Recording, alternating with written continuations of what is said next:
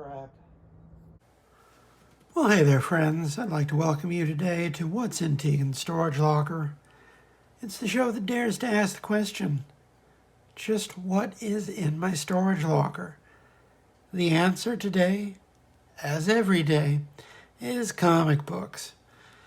You know the drill. I go and I get a pile of comic books, more or less unsorted, more or less on random, pick a few up and, go through them on a camera for your entertainment. At some point, the boy will break in. I just had to spend a good 15 minutes chasing him around the apartment. I don't know where he gets all this energy from. I just don't. I haven't had that much energy a day in my life.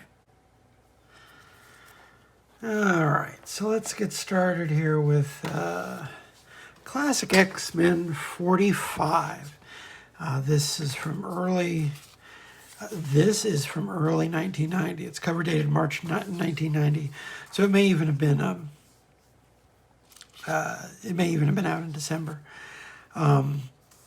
This is right, the second year I really got into buying a lot of superhero books in '89. That was the big year for that for me, and so '90 was full guns ahead. Classic X-Men though, I didn't quite understand what was going on. That classic X-Men and the contemporary X-Men were so different, because right then they were doing the classic X-Men was printing the Claremont, Byrne, Austin run, pretty much one of the classic superhero runs of all time. And then at that same time was the tail end of the Mark Silvestri run on Uncanny, which has become one of my favorite runs of comics. But I have said before, and I will probably say again, it's a really weird time to come in on the middle of that book. It doesn't really make any sense unless you've been reading it for a while. And that was a legitimate problem with the book. It was very insular. I read it because it was what we were supposed to read and like, but it didn't make sense to me in the way that, the stuff that was being reprinted from classic X-Men was a little bit more accessible. Here's Fabio on a fantasy video game ad. I don't remember ever playing that one. And this is, right towards the end. I think maybe they had, one or two issues left together, Claremont and Byrne, but they looked so good together. This run of comics, they're playing around in the Danger Room. It's when the Danger Room is still just an empty gymnasium with weird. It's not holographic yet like it would be later on.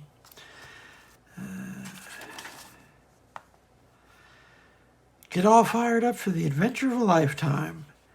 Hide the D. Oh, hello. Have you come to correct my pronunciation? So, yeah, you know the drill. One of the best runs of comic books of all time. Everything that happens in these issues, more or less, becomes famous and influential for everything that came later, not just for this book, but for so many books. Double Dragon. I think I rented this. What are you doing? He might be a problem. We're just gonna have to ride like the wind. I bought this in 1990. It's kind of beat up. That's back the tail end, right before I started really taking care of them, at least moderately better. I moved on from the giant cardboard box phase soon after this. Once my parents figured out what a comic book box was, I think that was an important step into them, pushing me to get more organized, at least for the sake of the books themselves, if nothing else. And, it's always been kind of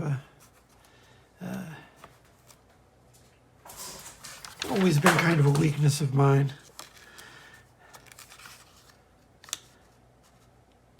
early Alpha Flight. Now, you know, I have read almost every single issue of Alpha Flight that has ever been printed. And I can't even tell you that I really like Alpha Flight that much. That's just how much of a, you know, a testament to how much Alpha Flight material they've printed over the years. People really bonded to this first generation of the team. Oh, and here's the dang Wendigo and a retelling of the Incredible Hulk 180 and 181 that Wolverine first appeared in. I actually just read this two-parter not that long ago for the TikTok channel. Not, you know, a fun run of comic books if you're a fan of like 70s Hulk. You know, it's got Herb Trimpe at his best, drawing the Hulk, and Wolverine. Great stuff. There's current DC Editor-in-Chief Marie Javins. Trying to look and see if there's anything worth mentioning here.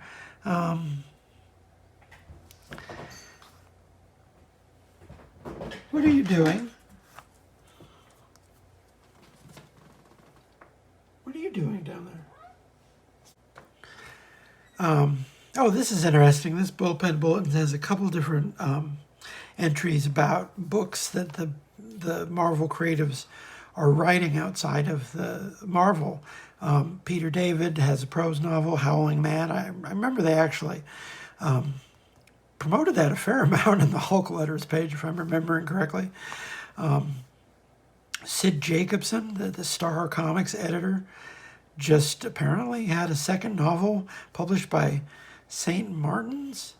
An absorbing tale of thwarted desire and driving ambition playing out within the social turmoil of Depression-era America. That's heavy stuff. I didn't remember that Sid Jacobson had written, you know, absorbing tales of thwarted desire. Mystery writer Robert Craze, is that Craze? Recently dropped by the Bulletin to have a top-secret chat with Jim Salicrup and John Romita. All right, so. Oh, and they're talking about, I think, I just realized I was turning the page, I should mention, he's talking about, I think, what ended up being the last two Incredible Hulk TV movies. I think. The Death of the Hulk and the Rebirth of the Hulk. I remember the Death of the Hulk came out. I don't know if they did another one. I was never that big on that show.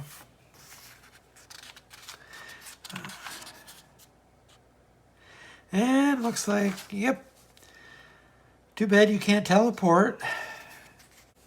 I've never really thought the Wendigo was all that great. He's just sort of a big white dude with claws who screams his name. He could be a Pokemon with that skill set. The John Byrne Namor, that was a book, especially the first year. I loved this book. This was my favorite book just about of the first year or so. It was still good afterwards, but oh, this first year where he was doing the duo shade on his own inking. Motocross Maniacs. Castlevania Adventure. I don't think I only had a few Game Boy games. Didn't end up playing my Game Boy that often because I actually prefer to read in the car. Now, of course, if I read in the car, I get sick. How is it that's the thing that changes with age? I get car sick easier. Isn't that the opposite of how it's supposed to work? All right, here's an interesting one for you. Guardians of the Galaxy Annual Number 3 from 1993. As strange as it may seem in hindsight, the 90s were very good for the Guardians of the Galaxy. That was by far their best, most popular run before 2008. I think that was 2008 when they I think that was the year of the first Annihilation, first post-Annihilation Guardians of the Galaxy series is what I'm trying to say. And this is not that group of characters. This is also the Guardians of the Galaxy, but this is the first iteration of the Guardians of the Galaxy. This is the iteration of the Guardians of the Galaxy I grew up with.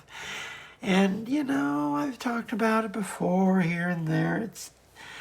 I like the comics that the new Guardians come from, and I didn't even mind their book for at least the first, however many years. But I've never really warmed to those characters calling themselves the Guardians of the Galaxy. If they call themselves anything else. But they're not the Guardians. These guys are the Guardians. Major Vance Astro, Charlie 27, Nikki, Talon. So at that point, she would have just been going by Alita. I can't remember if she was going by Starhawk at that point. This was a bit later in the run. And the Rita DeMar, Yellow Jacket, the villain from the 80s Avengers.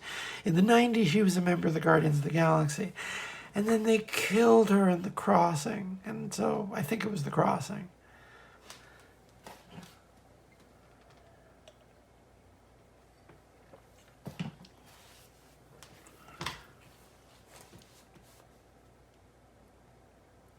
Inexplicably, she had Avengers membership, despite literally only being an Avenger for one issue before going into the future with the Guardians of the Galaxy. You can see that it's the same period as the last video because we're looking at the same Meteor Man ad. All right, now the interesting thing about this, when I opened up the front cover to this book, I was expecting it probably wouldn't necessarily be that interesting in hindsight. And then I open up, and what does it say on the first page? Penciler Colleen Doran. Oh, well, I did not remember that. So I plucked this one out for perusal. And she's actually got the whole issue just about, except for a pen-up gallery at the end of the book. All right, now this is towards the end of, I want to say, this is towards the end of the Guardians of the Galaxy run.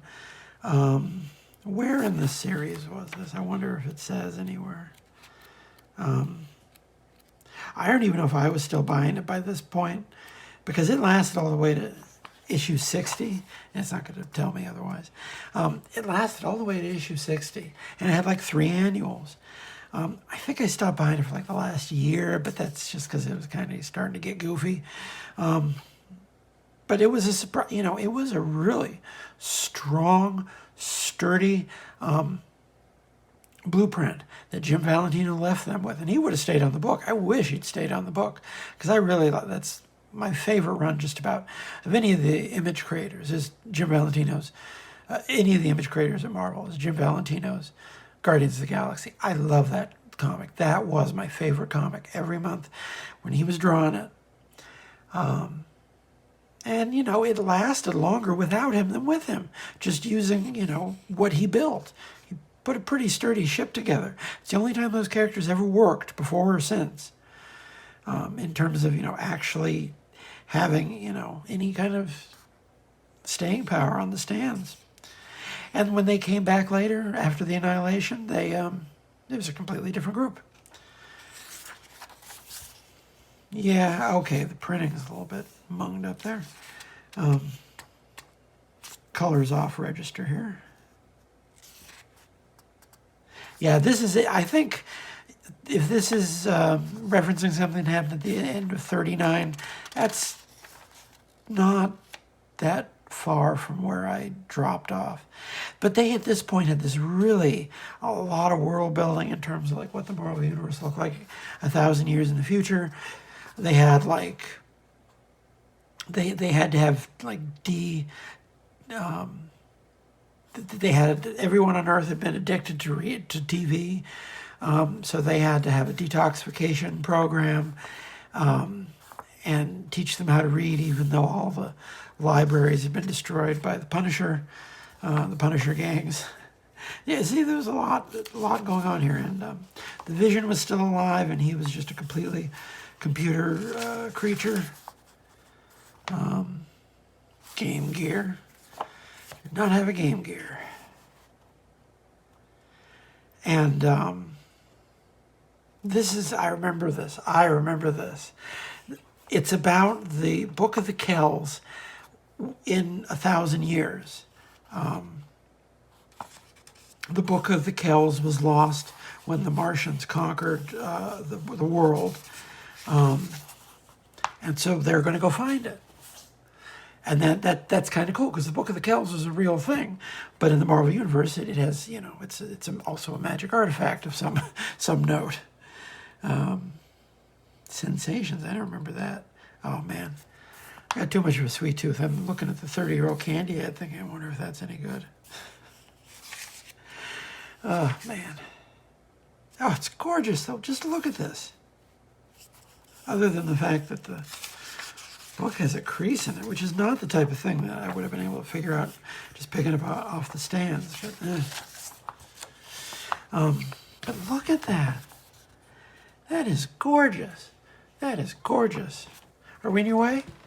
Are we in your way, hon? Oh, you can be a Zit fighter from outer space and get your own X-Men comic book that talks about Stridex. My goodness. So here's a flashback to the War of the Worlds where all the Martians killed everyone. So, I mean, here's everyone's favorite three Avengers, Iron Man, Hawkeye, and Wonder Man, along with interesting Spider-Man there. I don't think she ever drew much Spider-Man. That is an interesting Spider-Man. Dr. Druid. If you were ever wondering, I wonder if Colleen Doran has ever drawn any Dr. Druid. Well, here's your answer.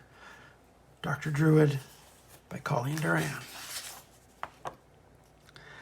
Yep. Oh, and see, they apparently updated the War of the Worlds to have stuff about they updated the Book of Kells to have information about the War of the Worlds in it. Now we're getting into fun territory here. My goodness, though, just, it's early Duran. It's nowhere near as, nowhere near as illustrative as she would get. But it's very sound. All of the anatomy's in the right place. She doesn't cheat. She plays it absolutely fair on the page. And here's a character from actual, Irish myth, Colleen, the Irish Wolfhound. Although characters from Celtic myth don't tend to do very well at Marvel, they have a Celtic pantheon. Lear, the Lord of Lightning, he has not shown up in like 25 years or more. The only creators who ever used the Celtic myths at all in that respect were, Ron Friends and Tom DeFalco on their Thor. They did a bit. But, this Colleen guy, I don't know, maybe he showed up in later Guardians of the Galaxy. I've read that run, but I don't remember it off the top of my head. So I don't know if he ever showed up again, but I'm guessing maybe not. There's the Mighty Marvel fan phone, which I'm apparently the only person who ever called into that. They were still finishing up their run of Akira, issue 36. They were just getting near the end of their run on the Barbie books. I think Barbie kept going for a few years, but I want to say Barbie fashion didn't last that long.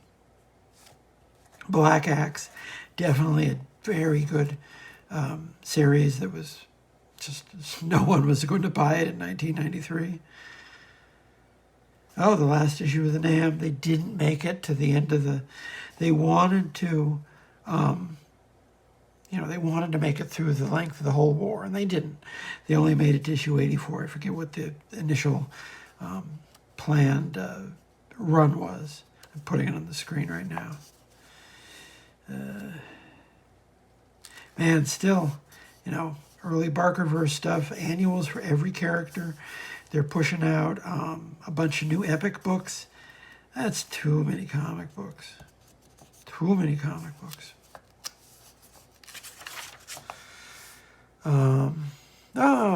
Yellow Jacket's trying to zap Colleen, the Irish Wolfhound.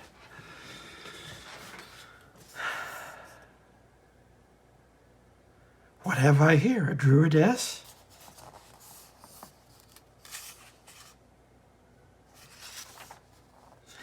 Yeah, this register problem is all on the... Oh man, 1993, they put out a lot. I remember I got excited for a lot of the X-Men books this year. And they certainly were, it was a big year for the X-Men. They certainly put out a lot of them. I don't know, maybe the bloom was coming off the rose.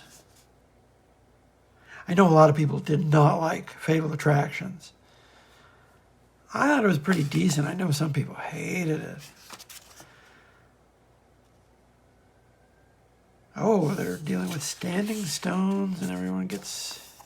It's Shamrock. See, now that, you know, she just sort of wakes up and it's like Vance Astro, because his whole thing was he was a nerd who remembered all of the superhero lore of the 20th century.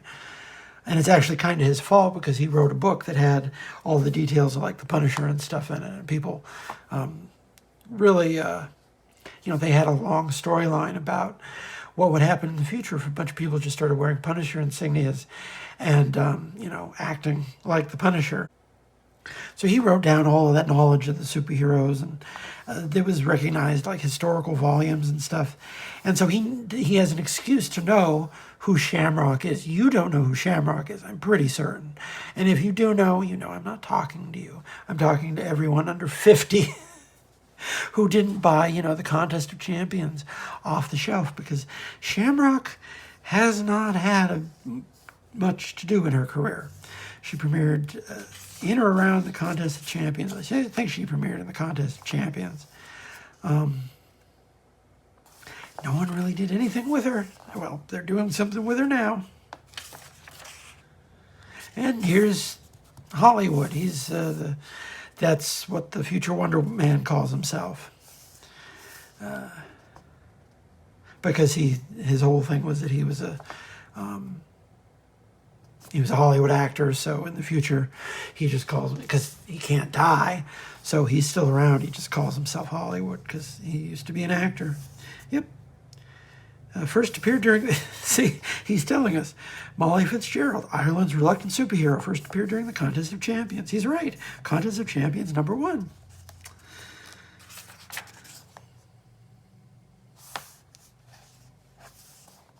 Some of this is maybe a little bit more sketched in than you can see maybe in the first couple pages more what you know, these annuals. I don't know what the time crunch would have been on this.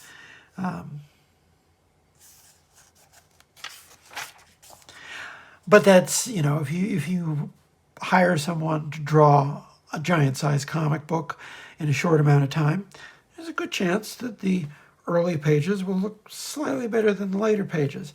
It is a, you know, truth universally acknowledged type thing. No flies on the artist. It's just a lot of comic book to have to draw on a deadline. Well, hello, Dr. Druid. What are you up to? Why are you in this comic book?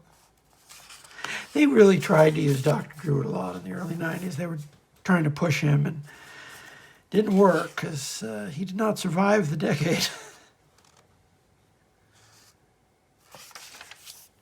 They're fighting banshees. Not unlike the doppelgangers we faced in the Infinity War. Duly appointed guardian of the Book of Kells. Still a very nice looking comic book, considering, like, you know, it's Guardians of the Galaxy Annual #3. This looks so much better than it has any right to. That's what you get when you get Colleen Doran to draw your comic book for you. I remember, you know, I remember this book. I remember enjoying it, even if it's, you know, a little bit goofy and I didn't know who Colleen was at the time. I have since read, you know, The Tane, not to be confused with the Decemberists. But I had not read the Tane at the time. I didn't read the Tane until I went back to college. Oh, yes, and Wonder Man. Oh, yes, and Wonder Man leaves to kill Doctor Doom. I remember he's got a reason to want to, I mean, more than the reason most people have. That's a nice page. Yeah, if you're a Colleen Doran completist, that's a nice one. That's a nice one. It's maybe suffers a bit towards the end, but still, I mean, it's a sign of just how good she is. That even, drawing a lot of comic book pages about Shamrock still looks like $1 million. And here's a pinup gallery from the book's regular guy, Kevin West. Oh, Gals of the Guardians. Well, it was the 90s. Oh, the Udder Madness. Very early. Guardians of the Galaxy anime. Marvel presents Guardians of the Galaxy #4 from '76. Here's the War of the Worlds, where the Martians from the H.G. Wells book kill all the superheroes. That happened in the past of the Guardians of the Galaxy. And here's your Valiant era trading cards. Probably the last moment in time that would be a big hit. All right. Now for something completely different. What do we got here? Gotta have something interesting. How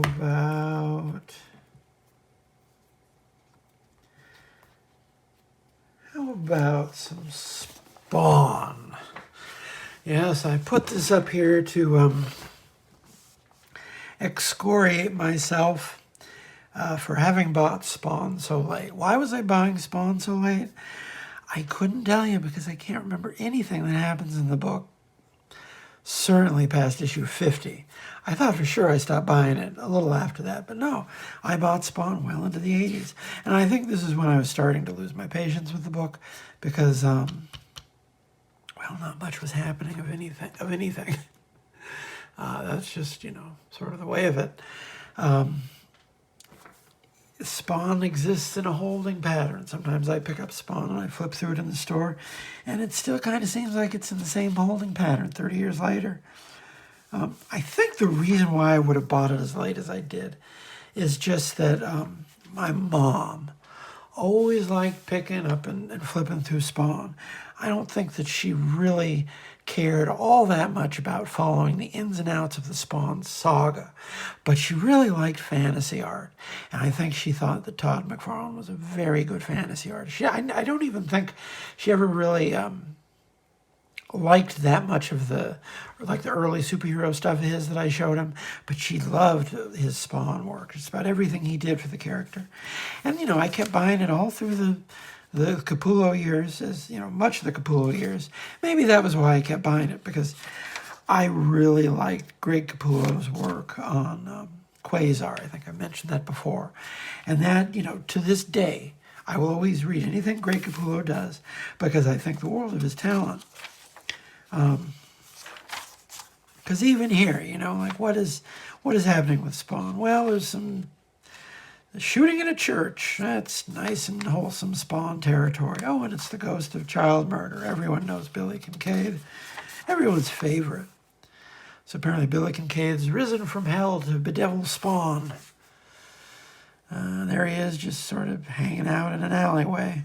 He never really seemed to want to do better. He never put a lot of effort into trying to find a headquarters or anything like that. He could have found a Spawn cave and had a regular bed, but you got to figure at some point the guy just wants to sit in an alleyway. Because he's Spawn. If he wanted to, he could probably figure out some alternate plans. But he stayed for years on that throne of decay. It was very, very much like early David Fincher. And here's a flashback to the aforementioned Billy Kincaid and Sam and Twitch, they're talking about it.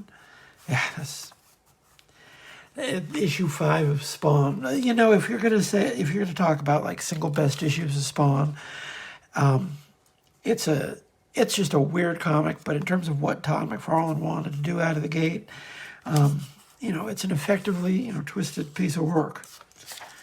You know, it was really, really well received by the fan base, if I'm remembering correctly. And, you know, Alan Moore did a direct sequel to it a few issues later when he took over the book for an issue. Here's Cogliostro and more of this ominous exposition about this, that, or the other thing. I was fully, I'm afraid I found something rather disturbing. Remember that brand that was found on Ms. Frost after her death and on the man in the morgue? I was finally able to identify it. The Serpentine addendum is written in an ancient code, so it took a while. Man, I don't remember any of this. At this point, maybe I was just getting it because I like looking at it. And, you know, Greg Capullo, he draws a very clear comic book so that if you're sitting here going, oh, I don't maybe want to read all that, it's still easy to follow what's going on. Everything makes sense.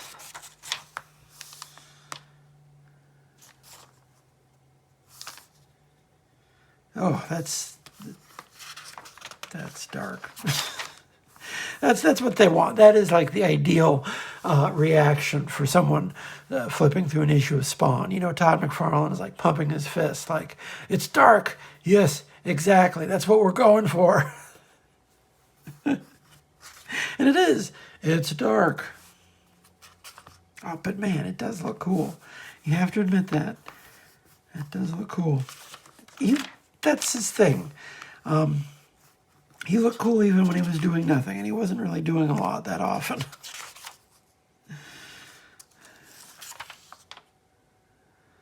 The Spawn letters page here. He always had a lot of long letters.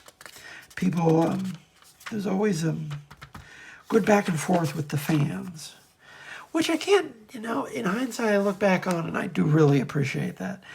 I don't know if it stood out as much to me at the time. There's a reason he made so much money.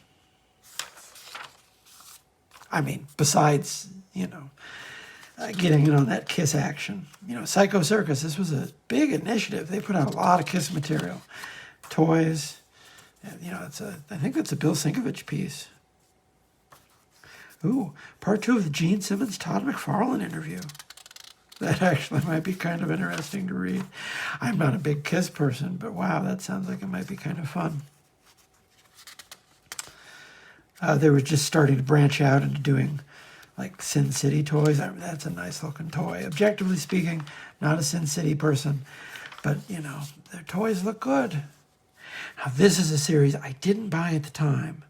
And I need to go back and find it because he's, Liam Sharp, he's coming back to do more Dark Ages Spawn. I'm really excited about it, so I need to track down these issues. You're excited about it too, yes. Just about anything Liam Sharp does, we're excited about in this household. Big Liam Sharp house. They're still doing Frank Frazetta books too. Will Spertasio was doing Hildebrand Brothers. I don't remember paying any attention to this, but that actually is an interesting lineup. Alex Horley. Never. Oh, and this. I wish, man. I'm sure that any intact copy of this poster is probably worth a lot of money, but that is a nice piece, you have to admit. John J. Muth. That is gorgeous. Not that they're ever going to print that again. I don't think any of that, I'd be really surprised if any of the Angela stories with Spawn ever saw print again. Although, I don't know, man, I don't know I don't know what happened when she shows up later in the run, if he can reprint those or not. Let's see, what do we got here? How about...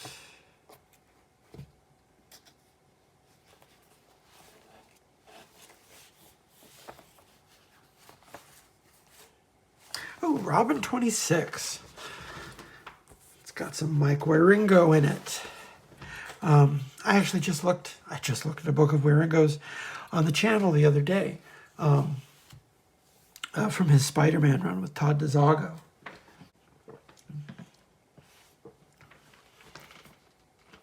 This is from his run on Robin with Chuck Dixon writing. I believe Stan Woke, W-O-C-H, Woke, Stan Woke, on the inks. The year's biggest hit. You know, people were really surprised when this movie did so well. It's not a good thing, I think, if people are surprised when your movie's a success, but this movie, no one expected it to do as well as it did. But it was a fun movie. I'll defend this being a fun movie, even if I don't think it's actually I think the one after it is genuinely a very misunderstood movie. Not what most people want from Batman. But this is just a fun movie, and no one was expecting that. It was a crowd pleaser. I remember seeing it, like the first opening weekend in a crowded theater. People loved it. It went over brilliantly.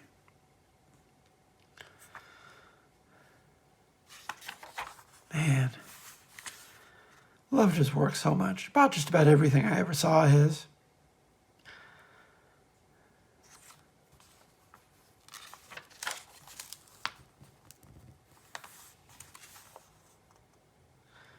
Oh, Contagion. It's one of those mid-decade Batman crossovers that I think I don't even know if I ever had I don't even know if I had all of the parts of them, because I found, like Contagion, I think they did another not that long after it, very underwhelming. That might be interesting to go back and look and see if I can put together a run from my boxes and see if it's any good.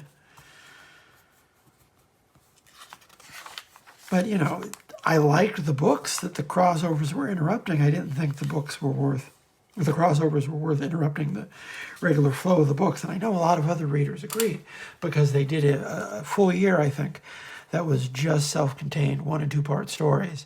And they never did that again. They did it once to prove the point.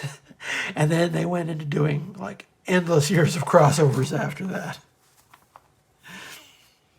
So if you ever wonder why they never just like cut back, do like 1- and 2-issue long stories, cut down on the crossovers, it's because the few times when they've actually given into the fans and tried that, sales have cratered. I wish it weren't so. I really wish, with all the experience, all the decades that I've been reading comic books, I wish I could tell you anything but. But the sad thing is that whenever any of the companies have said, we're going to step back from crossovers, their sales have suffered. And that is just the fact of the matter. Even, New Marvel, when Joe Quesada came in, they put a kibosh on crossovers for like 3 years. 3 or 4 years, I think the longest Marvel ever went without crossovers since like 1985. And they eventually had to go back to that well because people want the crossovers. I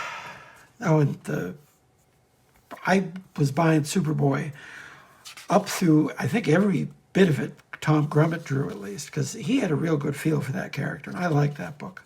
When Carl Kiesel was writing it, Tom Grummett was drawing it. One of my favorite books. I like Robin, too. Oh, big ads for Kingdom Come. I have that in a box down there. I'm probably going to do that on the channel one of these days. I haven't read it in forever, although I remember quite liking it. I think it's actually kind of a misunderstood series in some ways. It comes in for, there's Dear Stephanie Brown. I love the spoiler. I do not like the fact that she is going by Batgirl now. She's the spoiler. She earned that title. That's her, her whole thing. Seeing her with a bat on her chest, it doesn't sit right with me. Because, Batman was never good to her. I'm still sore about, Stephanie Brown stories from 20 years ago. I'm 3 years ago. I'm one of those people. But they did a really good job of selling this character to us. The people who grew up reading Robin at this time love Stephanie Brown because they did such a good job of making her a very lovable character. You know, she wasn't perfect. She actually was kind of impulsive and headstrong. You know, she wasn't always the smartest character, but not in a way that was ever really at her expense. She was just, you know, a teenage girl. Her judgment wasn't as good as Batman's was. And that was kind of an interesting dynamic before they took it too far, and she ended up, you know, that whole regrettable episode that ended with her death by torture. I still can't stand Black Mask. I hate that character. I have no clue what's going on in here at this remove.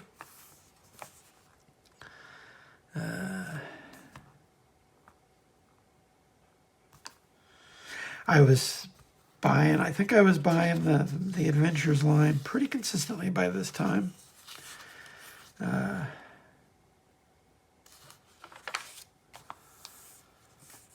And I was buying the first part of Peter David's... I remember I bought quite a bit of Peter David's Aquaman. It's pretty much the only time I've ever bought Aquaman, which should tell you how much I was into Peter David at the time. I was really loyal to him for his Hulk. And, you know, I kept buying Aquaman when Eric Larson was writing it. That's a weird run of the book.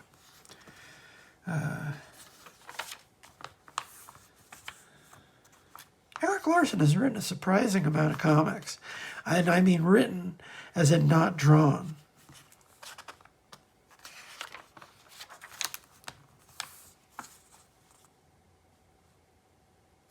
You go home, young lady. He never liked her. He just walks into the room and he's like, yeah, you will go into the 9th precinct and turn yourself in for that murder you just did. That is a good use of Batman's powers. Well, let's speak of the devil. It's Sovereign 7. 7 reasons to read Sovereign 7. Maîtresse, maîtresse, that's French. I'm not even going to bother, you know, busting out my French pronunciation. I had like 2 years of college French, and I can speak it worse now than before I started.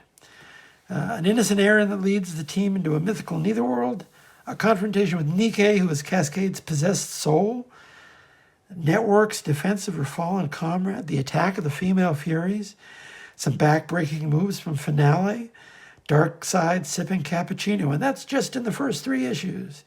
That was what Claremont tried to do with his book, was he sort of tried, at least for the first run of it, to really tie it into the Fourth World stuff. And, you know, it wasn't that popular of a book. They, it had a respectful run. I think it made it into the 30s. It had a few annuals. Ron Lim did a run of it after Dwayne Turner left. But it just, it didn't really succeed the way people wanted to see Chris Claremont's big post-X-Men project, his first project at DC. And he never ended up doing... he never settled down to do like a long run on any of the other DC books. He did, various prestige projects. I think he did a Superman one, and he did the JLA a couple times, I think. But they never just like gave him a run on Batman or anything. That would have been interesting. I don't think he ever wrote much Batman. That he's still alive. They could still give him some Batman to write. I'd like to read that. I appreciated the DC books at the time because Marvel had moved to almost uniformly to single page letter columns, although they kind of got back into 2 pages in the middle of the 90s. But certainly in the early 90s, it was usually 1 page for certain. DC, they kept two pages. Olive Beamer. There's a nice familiar name for you. Nothing else I recognize. How are we doing on time over here? Oh, we still got some time. Still got some time.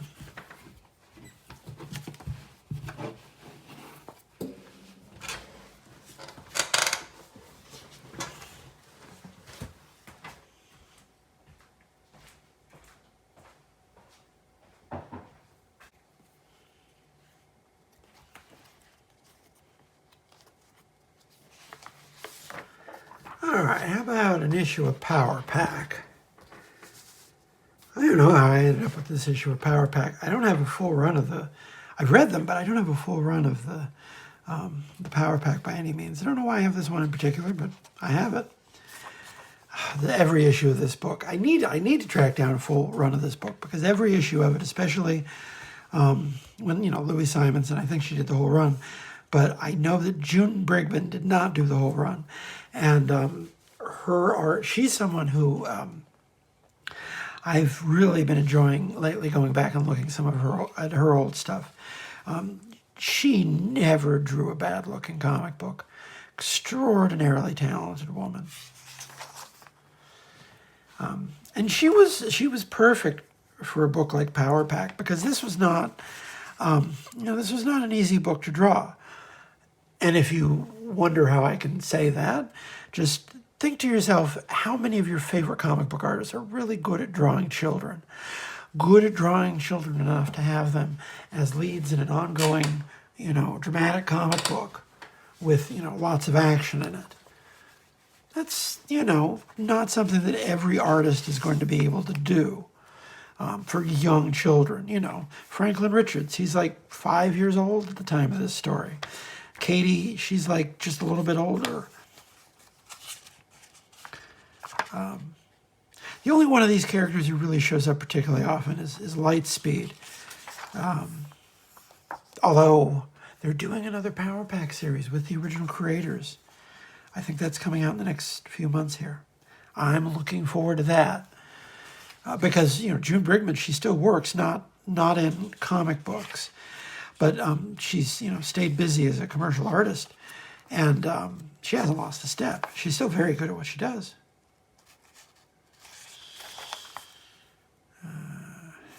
Because, look at this. This is a nice-looking comic book. Who is it? Bob Wyacek. Bob Wyacek on inks. Very attractive. And the whole story of the book was that they got their powers from, if you don't know anything about Power Pack, they got their powers from a race of alien horse people who are at war with this race of alien sort of lizard people with these backward legs that are sort of the hallmark. The snarks. They still show up now and again for this, that, or the other thing, but that was their big their big foe, was these alien lizard creatures who wanted to eat the horse aliens who were Power Pack's patrons. Oh man, but this is just such a nice looking book. Each of these characters has very distinctive, visually interesting powers. Like one of Mass Master shrinks, but he doesn't really shrink like Ant-Man does. He can also expand, and when he expands, he becomes a cloud. Very interesting. And, Lightspeed, when she flies, there's a little rainbow behind her. Just a very visually distinctive set of characters on the page. And they actually were got to be pretty formidable. Because they were all really powerful. The youngest one was the one who could blow stuff up. Which always seemed, slightly dangerous to me.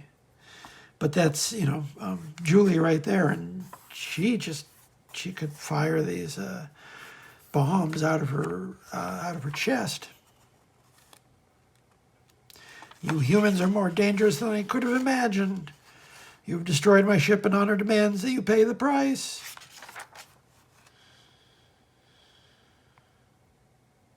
There's a very old school trick as to your shrinking character, jumps and then, turns to the size of a bullet to hit him like a jackhammer. That's what they called it. I remember the Wuzzles. I don't remember watching any of these other shows. I don't remember Berenstein Bears cartoon. I would not watch the whole Hogan show. Oh, Muppet Babies. I did watch them. Everyone watched Muppet Babies. Muppet Babies was good. And it's apparently in some sort of weird legal limbo You wouldn't think, considering it's, Muppet characters and they're owned by Disney. The show is in some kind of legal limbo. They've made a new version of it, but the original broadcasts, I don't remember anything that's happening in this book. Just that it's gorgeous. Man. Very looks like later P. Craig Russell there. Very, nice, delicate line work that Wieringo is preserving. This was during the Secret Wars, because Secret Wars 2, or Secret Wars 2/6 was out. And I believe that's the month that, maybe that's why I got this, because this is either right before or I think it's right before their Secret Wars 2 crossover, and I tracked down all the Secret Wars crossovers, like one of the first things I did collecting comic books, because I loved Secret Wars 2. What other comic book commentator is going to go on about how much they love Secret Wars 2? You get something unique from this channel. It was a big month for them. This was they had a second wave of Star Comics #1s. Misty, which was one of their periodic shots at a girl's comic book. Didn't really succeed in that vein just until they got the Barbie license.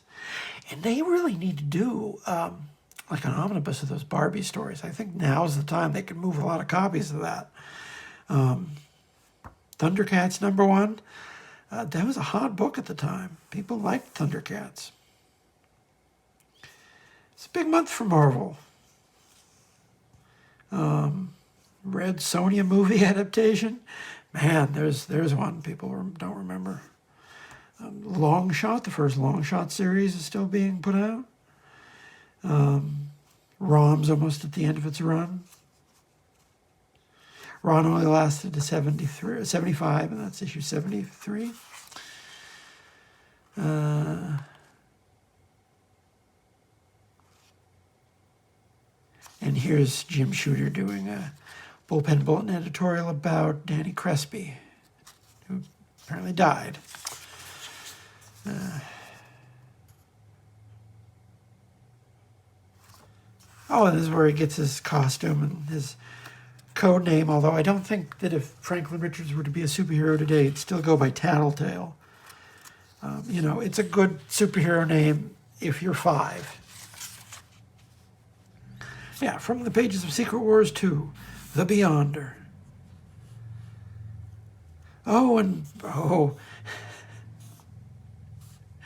He, Jarvis was supposed to be babysitting, apparently. So, Jarvis had to call the cops when he couldn't find Franklin Richards off having an adventure of his own.